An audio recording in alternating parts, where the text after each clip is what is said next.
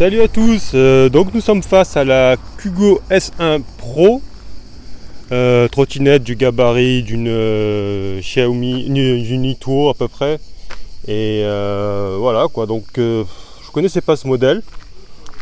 On profite d'être là pour la présenter. Donc on voit que ce sont des pneus pleins, un peu plus larges que ceux d'une Ituo et perforés, comme des fois ce qu'on vend en seconde monte sur les M365.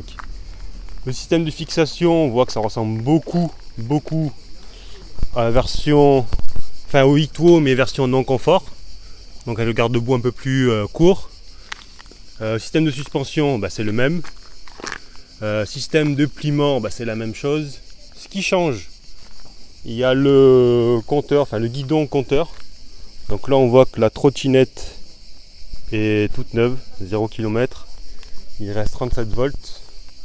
Elle n'est pas pleine. Que dire dessus?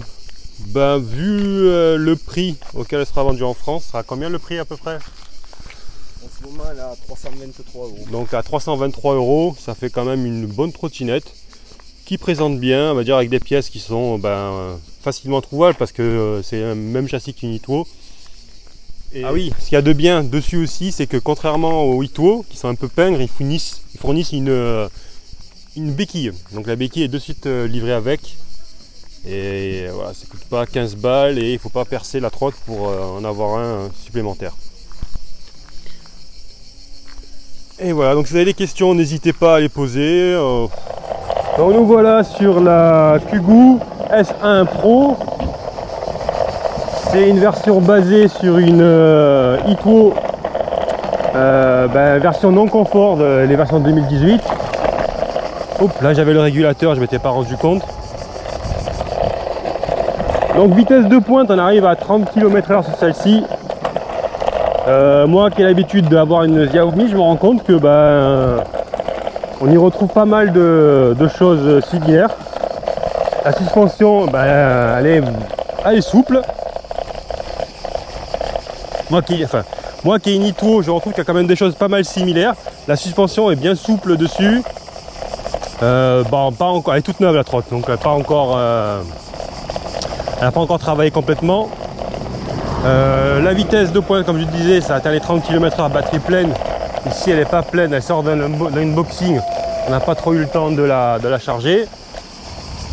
Le couple, il n'est pas si mal que ça, quoi. Je vais dire, pour une trotte, sachant qu'elle est pas, comme je disais, la batterie pas pleine, le couple est pas mal parce que là ça monte un peu. La trotte elle suit, quoi. Elle est là et elle roule. L'autonomie, je crois, elle est donnée pour à peu près 20-25 km. Ça, on verra avec le temps ce que ça donne. Le design est pas mal. Moi j'aime bien les roues percées. Ça permet d'avoir une certaine souplesse supplémentaire par rapport à des pneus pleins de Ituo. Et habituellement les pneus, on disait de pas trop les monter, c'était sur les Xiaomi. Là ils sont montés, mais contrairement à la Xiaomi, il y a des suspensions présentes.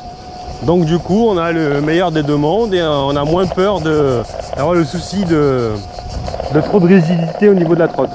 Donc là j'ai le régulateur enclenché. Ça va tout seul. Et voilà, écoutez, cette trotte, elle est vendue à environ 300 €. Donc 300 € c'est quand même, c'est pas cher, quoi, pour une trottinette qu'on peut utiliser tous les jours. Et pour aller au boulot, plier, transporter, elle fait 11 kg de mémoire. Je trouve ça pas mal. Donc après les défauts que je trouverai dessus, on va dire, c'est sûr, on peut toujours parler qu'on aimerait un peu plus de vitesse de pointe. Mais bon, je suis sûr que certains peuvent bidouiller les firmware comme ils le font sur les Xiaomi.